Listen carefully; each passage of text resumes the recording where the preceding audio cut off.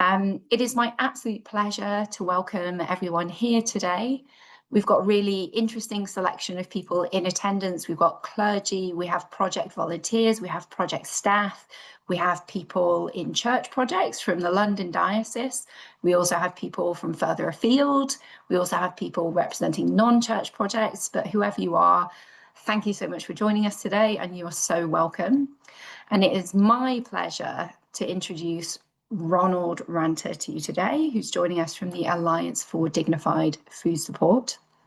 And if you read my email that I sent out yesterday, just in advance of us meeting, you will have read that I am very impressed by Ronald.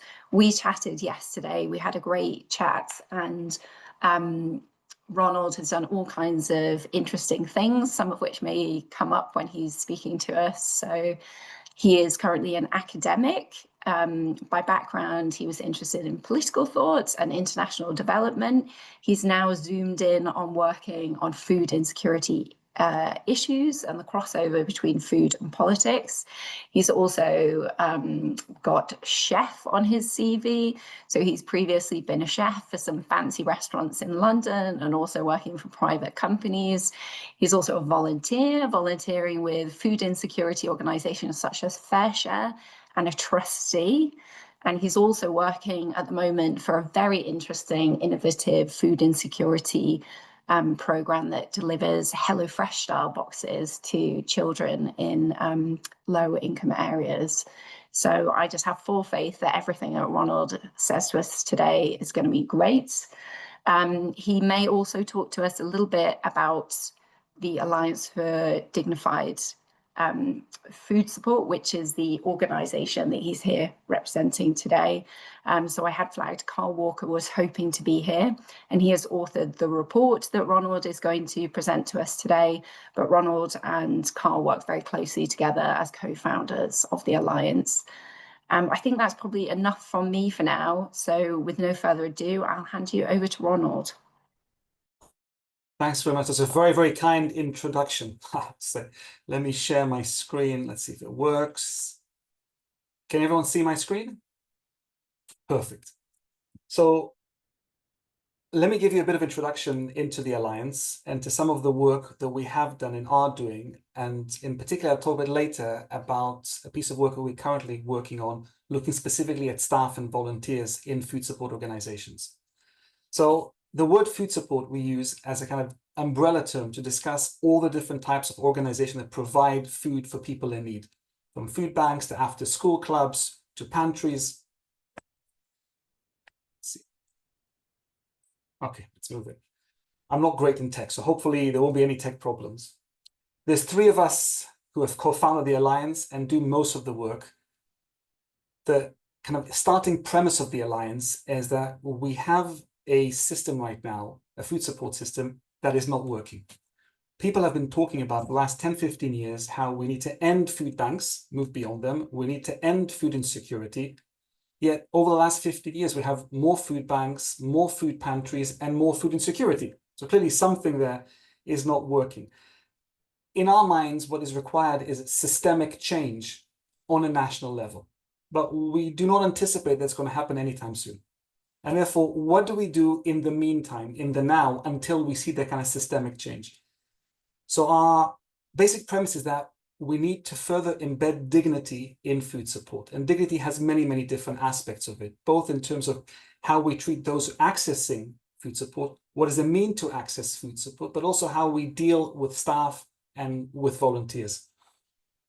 Now, this idea of dignity in food support starts from there is no such thing as dignified food support. No matter what you do, you can never be in a situation where you can tick the box, we are a dignified food support organization. There's always more to do. And the reason behind it is living in food insecurity is undignified. And therefore, all we're trying to do is mitigate that undignified existence. And how do we do that? So we do these kind of webinars, seminars, training, workshops, where we do not suggest that we have a one-size-fits-all solutions to every single food insecurity organization across the country. We recognize that many are already doing incredible work. You guys are innovating, you are introducing new types of practices, you are trying new ideas. So much of what we do is basically learn from your experiences, your practices, your suggestions, take and collate this best practice, and then produce toolkits, suggestions, and advice to organizations based on that. Many of us who volunteer and work in the sector often don't have the time to start reading academic papers or engage on a regular basis in training or conferences. So for someone to come and collate that, I see it as a useful thing for everyone else in the sector. Now, much of our work up until recently has focused primarily on the experience of accessing food support. And my colleague Carl Walker issued a report a few years ago called Hunger Trauma, looking and trying to understand the experiences of people suffering from food insecurity and accessing food support. Now, this word trauma is quite a strong word, and people might feel uncomfortable using trauma to discuss people who are using food support organizations, particularly when many of us think that we're doing our utmost to mitigate food insecurity and be as compassionate and as dignified in our interaction with people who suffer from food insecurity. But I think it's worthwhile recognizing what it means to be food insecure. So while the numbers of people in food insecurity are contested, and people normally think about between 10 to 15% of the population are food insecure, and there's different categories from temporary and ad hoc to severe food insecurity. These numbers also indicate there is a large part of the population and household, many children, many people with vulnerabilities, people who are disabled, people with learning difficulties who are food insecure. And if we look at some of the figures pointed by international organizations, what we call severe food insecurity, those who literally are skipping meals and not eating, we're talking about probably 1 or 2% of the population. And that initially you think, oh, 1% does not sound much, but 1% out of tens of millions is staggering. And living with food insecurity, even if you do have sufficient food, you can access it through our organizations, means constant stress and anxiety over how you'll pay the next bill, how you'll buy the next food shop, how you'll feed yourself, even worse, how you'll feed your kids, the sleepless nights, the sense of shame and guilt that you're supposed to be able to afford food. You're supposed to be able to support your family. And what does it mean for someone who cannot do that? And asking for help is often a very difficult thing to do. And a lot of research suggests that people who use food support often use it as a last resort. They'll first turn towards family and friends before then turning towards somebody else and asking for help. And if we think about referral system and navigating referral system, so living with food security is quite a traumatic experience for many, many people. Last year, we started thinking about the sector more widely and looking at what does it mean to be a volunteer and a staff member. And I think what's interesting about just thinking about it is we often forget to kind of recognize that this is a sector by and large propped and run by volunteers. And if we think about food support, and I'll say a bit later, a bit more about it, as an unofficial welfare system or unofficial welfare component, it's the only unofficial welfare part which is staffed and manned by volunteers, where volunteers by and large make the most important decisions. So my colleague Carl Walker and others have interviewed staff and volunteers across the country. And this is a report, Managing Hunger, Trauma and Community Food Support, Systemic Betrayal and Moral Injury. So I'm going to talk a little bit about that, about what does it mean for being a volunteer and a staff member in the sector. I think it's important to step just back just for 1 second and think about what does it mean to have food insecurity in the UK. If we think about food insecurity, generally speaking, often the first thing we would have thought about in the past are developing countries where there is literally a lack of sufficient food for people to access. And people cannot get the food they need. In most of the rich world, and I know that sometimes living in the UK, it doesn't feel like you're in the rich world, but we are. Food insecurity is not the lack of food. It's true that over the last few years, whether it's Brexit or the pandemic, you'll go to supermarkets and you might find aisles or shelves which are empty, which in the past have been stocked. And it's really annoying. But generally speaking, we do not lack food. There is more than enough food to feed everyone in this country. So when we talk about food insecurity, actually, we're not talking about food. We're talking about poverty or financial insecurity. And when we talk about food support and the food support sector, we're talking about a part of the welfare system, an unofficial part of the welfare system. And when we interview and ask volunteers and staff how they feel about this system and the whole political system that props our sector, there is a sense of betrayal in many ways. We were not supposed to be in this situation. We're not supposed to have more and more food banks and more food pantries. We're supposed to have less of them. People are supposed to have access to food, not rely on volunteers to support them. And in many ways, we face a very interesting and kind of persistent dilemma. We would like to see the end of food support, but we cannot stop providing food support because if we do that, it's not clear who will take over from us. And in many ways, we have a tension here between the compassion, the support that we have in supporting people in food insecurity or people in poverty, and the need we have to support a broken system which we disagree with. Why should we keep on propping the system which is not working? But then if we don't prop up the system, who will prop up the system? And I'll intersperse some of my talks with a few quotes from volunteers. Let's see if I can move this slightly so you'll see it better. Yeah. God knows, it makes me angry because we are propping up the system. We are. Why should people have to come here and get money and clothes and food for their kids? You know what? Why? Why should they?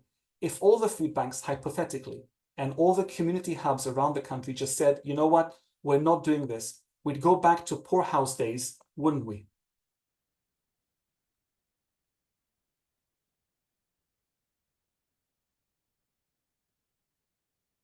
So we face this moral obligation and responsibility in many ways to take part in the system, to prop up the system, while at the same time not feeling comfortable, and that's an understatement, about the system. If you want the dissonance between wanting to end food support and propping the food support system. And I guess also this idea that if we didn't turn up tomorrow and opened our food support again, where would they go? I mean, what would happen then? And I think many people have thought about that, but the consequences are quite dramatic. And I think it's not simply about opening up our doors. It's about the responsibility we feel to fundraise, to recruit, to ensure there's sufficient food, to make sure people's experiences are as dignified as possible, to provide more for our staff, more for our volunteers. I mean, we're taking all this upon ourselves. Let's put it up here for now. We allow the government to get away with it because nobody's going to stop doing it. No one is going to stop feeding people because the people that run food banks are the people that don't want to see people go hungry, and they don't want to see kids go hungry, so they're never going to shut their doors. And it's important that I stress here this critique of government or political party is not about a specific government or a specific political party. This has been a moral failure for over a decade, where we have more and more food support organizations at the same time as we have increasing levels of food insecurity. We use this term moral injury when we talk about what's happening in the sector. Now, for those unfamiliar with it, people normally refer to moral injury as the psychological distress that arises when our actions or our failure to act violate our moral code. And we can see it in examples like, let's say, the NHS, where you have doctors and nurses who have trained for years to provide the best care they can, and having to support or care for people in corridors. Now, that's not the care they want to provide. That's not what they expect to provide, but that's what they can provide. They know it's wrong. They know they're understaffed. They know they're under-resourced. They know they should do better, but for whatever reason, they can't do better. And there's a moral injury they face from doing something they know is not sufficient or not good enough. And if we think about our food support organizations, and think about the decisions we make on a regular basis, in many ways we face this moral injury. We have to manage desperation. And when I say manage desperation, it sounds quite extreme, but on a regular basis, I'll talk, let's say, about my experience as a volunteer and as a trustee, we have to make decisions over how much we provide. Who is eligible? Can they take 2 potatoes or 4 potatoes because this week we got a smaller delivery, for example? And what are the boundaries between taking 2 tins or taking 3 tins, depending on family size? Now, these decisions, which are very meaningful decisions, are taken often by teams of volunteers and staff which are overstretched, underfunded, under-resourced, and also without real knowledge to discern levels of need. When we decide that some people can use our service and some cannot, often we do it out of the best intention possible because we have to limit sometimes what we can provide, but we actually don't know who has the highest levels of need. Often we have people referred to us by statutory service and local authorities that they are in need, and we take their word for it, but we actually haven't got any way of knowing these things. And if we don't use a referral system, if we simply accept whoever comes in, then we need to think of how many people can we treat? How many people can we have to do this triaging system? So we'll say, you came in the door today, we will feed you because we'll never let you leave without food. But actually, we as an organization, because of where you live, because of your circumstances, cannot continue supporting you. You should go to somewhere else. Or we think that we need to provide signposting because we recognize the level of need people have and we want to support them as much as we can. And there are consequences to making these decisions when you know that's not the best thing. You know that giving 2 potatoes this week, actually, that's not particularly dignified, but you simply don't have any more potatoes. I mean, what are you expected to do? And someone says, well, I actually would like more this time, and you cannot give them. Or you have to reject people coming in, either because it didn't come through the proper referral system, or they don't live in your area, or maybe you provide the best support possible, but you know that if you provide the best support possible, people will come from further afield because you provide better support than someone else. And therefore, you cannot open your door to everyone. And if you want to open to everyone, then you have to try to get as much funding as possible. So we know we deal in very difficult circumstances. I think for many volunteers and staff, there's also a sense of guilt in being privileged. And I'm being careful here because some volunteers are also people who access food support. So there's not always a clear division between accessing food support and being a volunteer. But many volunteers do not suffer from food insecurity. So many volunteers are making very, very tough decisions over other people's access to food when they know that they can then go home, access the supermarket, and buy whatever they want to. And this issue of making choices for other people is quite significant. I mean, if you think about it for a second, one of the things that we most prize is our ability to make choices over food. We choose our own food for breakfast, for lunch, for dinner. I mean, some people might prefer not to choose, but generally speaking, we all make these choices. We choose what to shop. For someone else to make these choices for us, or to limit our choices, you can only choose from these 4 items and nothing else, and we dictate it to other people, does have a kind of sense of guilt behind it. Who are we to decide what people should or should not eat? And what's interesting is we have this dissonance when we talk to volunteers and staff between, on the one hand, many volunteers and staff members feel a sense of accomplishment. They're content, they're happy in the roles they play. And many feel valued by their organizations, and they feel that what they do is of value and important. On the other hand, we also know that there is a high level of burnout and churn among volunteers. And if we slightly unpick it and ask more probing questions, many volunteers come up with issues which trouble them, whether these are safeguarding issues, whether this issues of guilt, whether this is about the moral injury of making decisions for other people which they don't really feel comfortable with. Having to tell someone what they can or cannot eat, or whether they can or cannot access services, is a very difficult thing to do. And often many organizations try to limit it only to a few, if you want, lead volunteers or staff members who will shoulder the burden of these decisions to shield staff from making those decisions.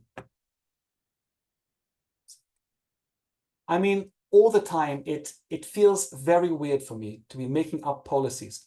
But, you know, essentially, I'm deciding things about how much food people can have, or whether people can ask for specific items, or whether that's not allowed. So yeah, just why am I gatekeeper? Why am I put in charge of deciding who's able to eat? People who were the end users of our food project, I was hearing stories that were really intensely kind of worrying, scary, you know, distressing. And the volunteers are hearing this week in, week out. And so again, I think there does need to be a recognition that for many volunteers, they may find this very difficult and distressing. You're very conscious of how fortunate and privileged you are by comparison with other people. And that can be really uncomfortable, I think.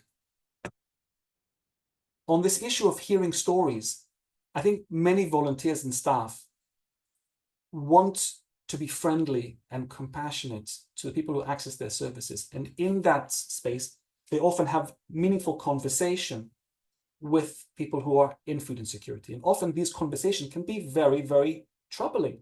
And often you feel the burden yourself of trying to help someone, finding a solution to someone's problem.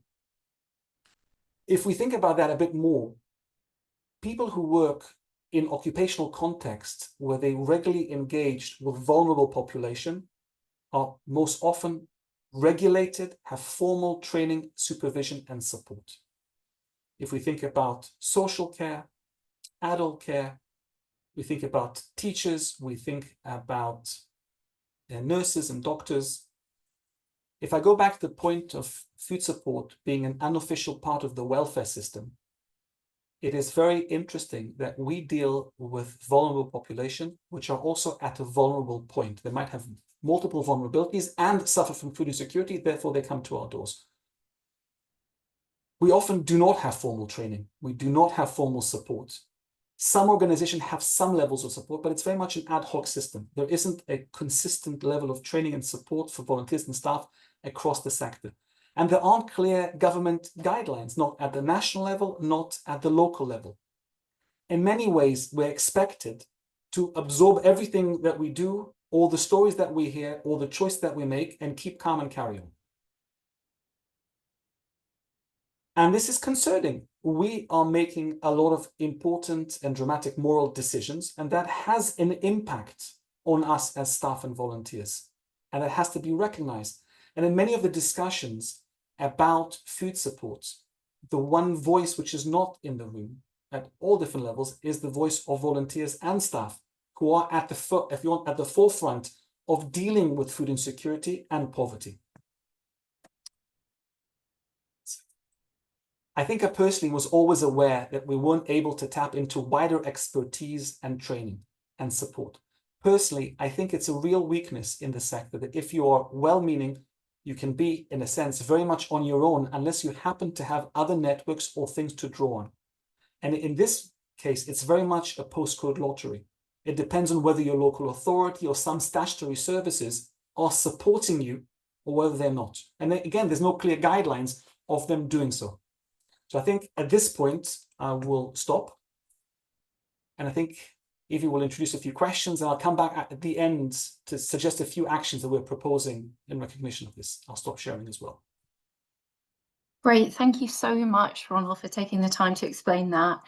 There's obviously a lot of challenging content for us. And I would encourage those in the room to read that report, to actually take time to read it if you can. But though we are talking about challenges here, I think it's very valuable that we are starting this conversation about the volunteer experience, which is something that, as you rightly highlighted, is not been talked about much. So I hadn't seen any research on this until seeing Carl's report. And despite that, though, everybody here in this room will have their own experiences of that. I'm sure we have our own stories to share of where it has been really difficult, where we have felt that moral injury ourselves, and where we've felt like we are trying to support people without the right training, without the right skills, without the right experiences. And I hope that thank you very much, everyone, and I hope that you found your discussions interesting. my group certainly had a lot to say about this. I wonder whether we could just take a few minutes for perhaps one person from each group just to feedback a highlight so we can get a sense of the kind of things that were coming up. I think there were 3 in our group, and I think we all very much endorse the what Ronald was saying about the research and the difficulty of making these decisions, and also the problem that whatever you do, you're disadvantaging somebody, or you're perpetuating a situation that everybody finds extremely uncomfortable. But on the other hand, what's the alternative? Not to give them the food. And that's, you know, I think everybody who's involved with the food bank feels like that. I asked whether people are aware of the national organisation Feeding Britain, which was set up by Parliament after the first parliamentary report in 2014, because they are really, really supportive, useful organisation, have the ear of government, and they're trying to coordinate food bank effort all around the country to optimize the potential. So I don't know if anybody here is involved with Feeding Britain, but I would recommend it. Okay. Great. Yeah, thank you. Thank you very much for that. Ronald, you were nodding on the point about Feeding Britain. Did you want to chip in there? Just to say 2, I guess, quick points. I think this issue of disadvantaging people, I think it's a very interesting point by Elizabeth, and I very much agree with it. So the Alliance for Dignified Food Support has been supported from the very beginning by a number of national organizations, among them Feeding Britain. And some of the work that we're proposing, and I'll say it in a few minutes, is also supported by Feeding Britain. So I very much support the things you said about that. Excellent, thank you. Would anybody else like to speak for their group? Kevin raised a few things that they do to support volunteers, and many of these actions also, I think will be familiar to many other organizations. So doing volunteer WhatsApp groups so volunteers can discuss things among themselves. Doing volunteer evenings or event for volunteers specifically, series of workshops for volunteers. I know this is a difficult thing because basically we're asking organizations with varying different sizes and funding to do a lot, and some of them can do it and have the support and the staff, and others don't.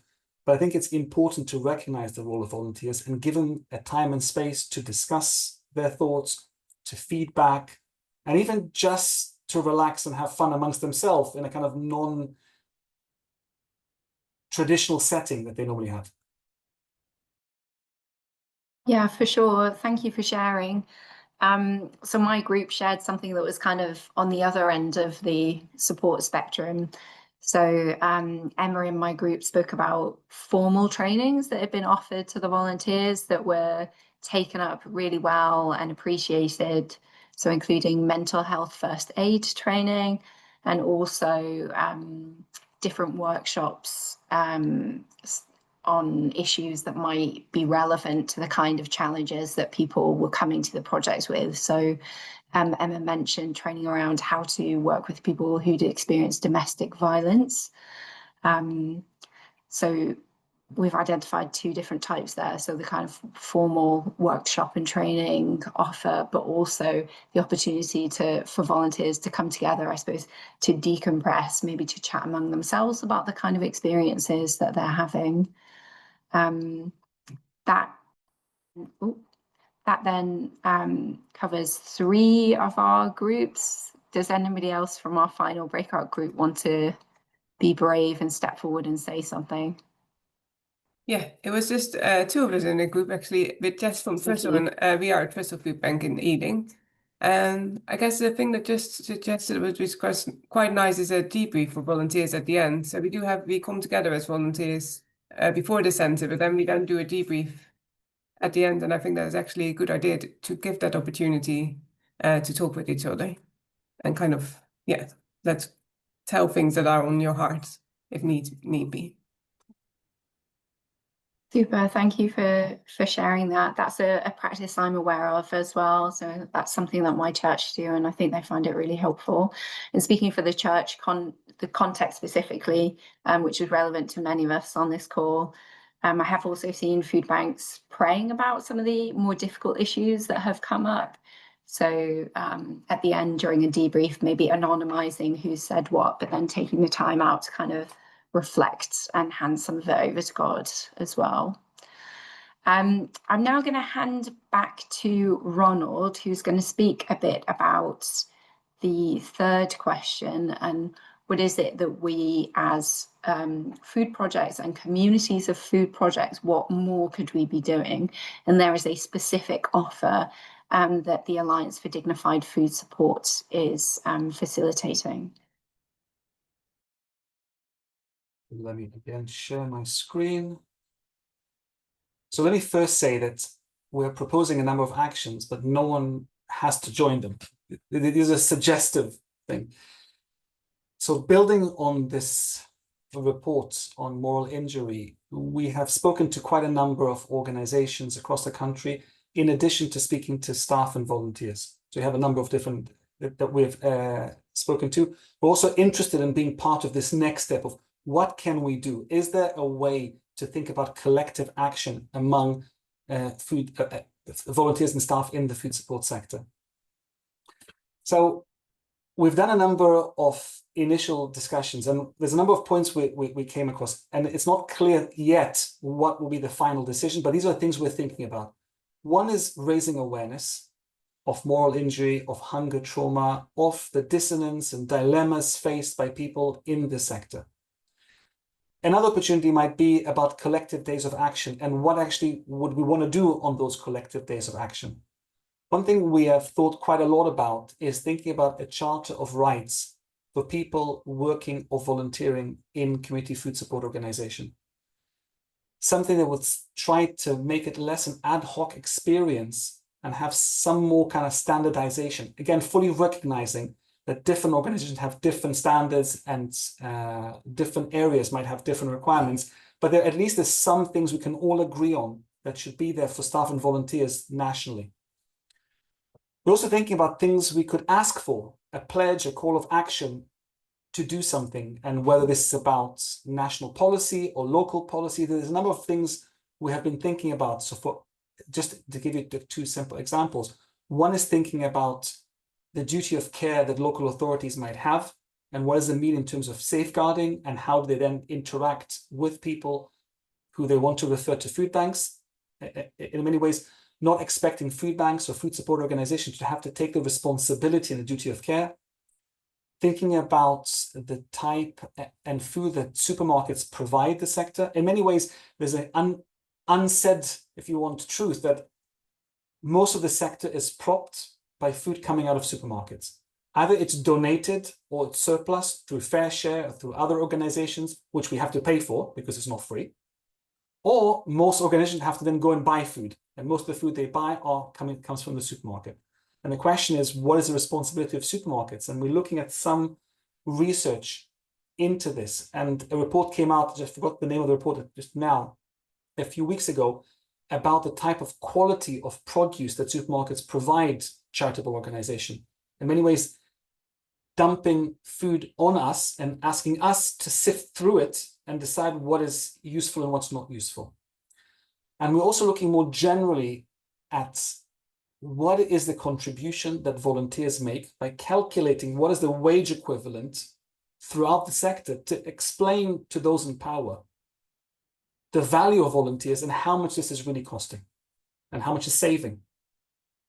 Now, all this hopefully will lead to some kind of discussion about systemic failure and exploitation of staff and volunteers. I use those exploitation in many ways as leaving it up to us to address and mitigate the problem without the proper training, without the proper resources, without the proper support.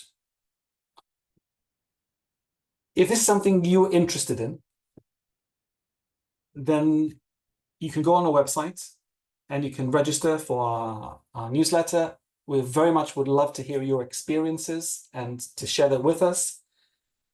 You can join some of our workshops and discuss with us what these things would mean. For example, what would collective representation for volunteers and staff look like? What would a charter of rights for volunteers and staff look like? And then if you had any thoughts about a collective day of action, what would that collective day of action try to accomplish? So hopefully you found those interesting. You have the address for the Alliance, but even if you simply Google Alliance for Dignified Food Support, it will come up quite quickly. I'm happy to take any questions if there are any. Thanks. Great, thank you, Ronald.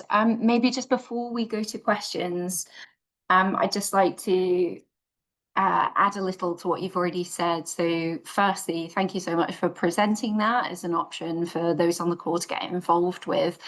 I'm really excited to see what comes from this, because I think it's what you're trying to do is plugging a gap where there isn't currently any action happening, that thinking about that focus on supporting staff and volunteers, and where the boundaries should be between the responsibilities of local government and statutory services, and where it is right that volunteers and staff are working in that space. So I'm really interested to see what happens there.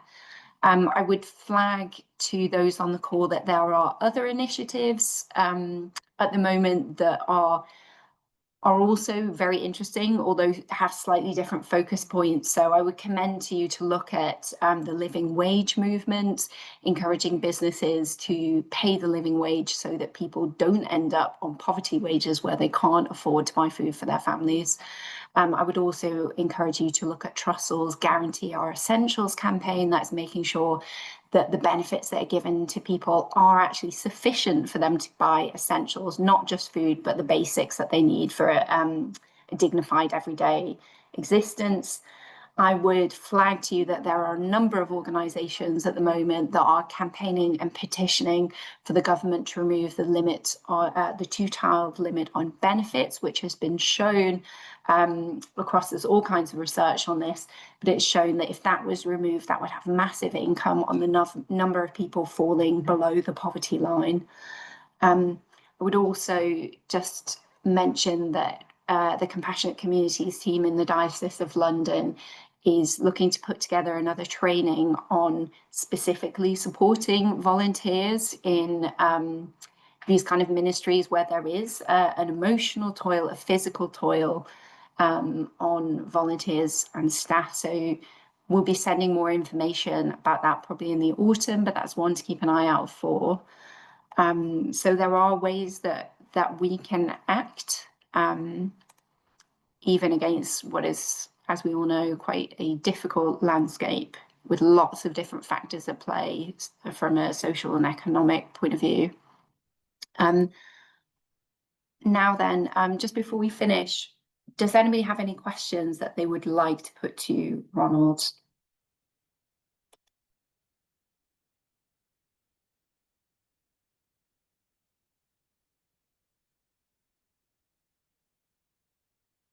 I find that quite hard to believe. I guess it was very comprehensive. Yeah, it's very detailed. Sorry, can I just ask quickly, what was the report you mentioned? I'm sorry, I didn't get it quick. Moral injury. So there's a link to the report in the chat. Thank you. But if you go on our website, the Alliance for Dignified Food Support, you'll see several of our reports and other material that we provided. Great. Perhaps that's also something that I can circulate in just our email to attendees at the end.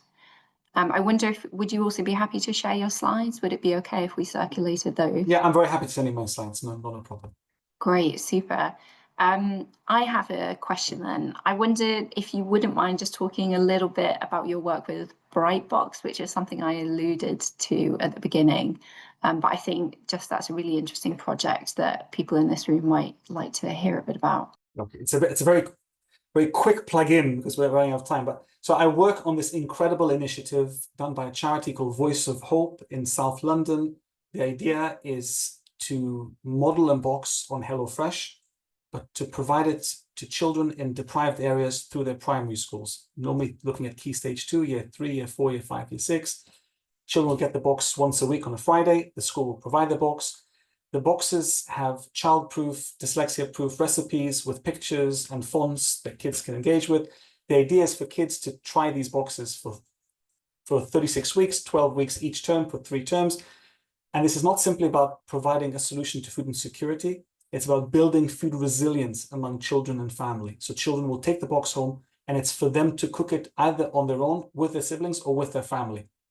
And the idea is that if it's a child-focused, child-led activity, children are much more likely, and that's what the evidence suggests, and I can send you the evidence, the report, to try things and to engage in eating, cooking, and eating as a family. And what happens is often a lot of these initiatives with children initially engage with them for a bit, but then the initiative ends, and therefore children forget about that, or it's not sufficient time for kids to really get a grip to it, a grip of the initiative. When initiatives continue for some times, it's another interesting thing. I'll take that. Then kids are more likely to start using it, and the evidence suggests that kids that across the year then will try new foods, cook new foods. Families will learn new skills. Families will come together, cooking and eating as a family, has implication afterwards to what they have in lunch boxes, to choices kids make at the school dinners. The recipes are costed around £5 to replicate for families, including energy costs. And therefore, families not only get the food and the cooking and the coming together as a family and engaging with their children, but also a bank of cheap recipes which are nutritionally balanced, have been researched, for them to then replicate. I mean, one of the biggest difficulties for many families struggling in poverty is that they might want to eat healthily, but we know that the unhealthy choices are often the cheapest. And buying new products, new fruit and veg for your kids might seem as the right thing to do, but if the kids are not going to eat it, then it's a massive expenditure on your part. So getting something that will engage the children and they will try it for free, well, then you will figure out what the kids like, and therefore for you to replicate it and buy it on a budget will be much easier. So you buying and producing something your kids like, the kids might want to participate and cook together. And these are things that last a lifetime. So giving food to people for a week is a wonderful thing, but teaching them skills, trying new ingredients, that will last a lifetime. Once a child has tried a carrot, when a child has cooked an egg or cooked a pasta dish, they will not forget that. That's a very quick brief of it, but I'm happy to send more material with it. Yeah, thank you. Thank you. Thanks for sharing that. I think it sounds like a brilliant project. Someone has plugged the C in the chat already, the link to Brite Box. Nice. Thanks so much. Thank you, Janet. I will include Ronald's details in my follow-up email, so you can ask him about that or find out ways that you can get involved in the Alliance for Dignified Food Support's working groups on call to action. Just to finish then by saying thank you, Ronald, for being here and speaking to us, and thank you to all of you for making time to participate in this conversation. Thank you for the work that you do across the London Diocese and further afield to support people struggling in food insecurity. It's a hard slog. There are lots of challenges that come with that, but we know, and we hear so many stories here at the Diocese of food projects just doing wonderful things to really bless people in their communities. So thank you for all that you do. Thank you very much for inviting me. Yeah, thank you for being here. With that, we're going to close, and yeah, I hope you all have a wonderful rest of the day. Thank you, everyone. Take care, guys.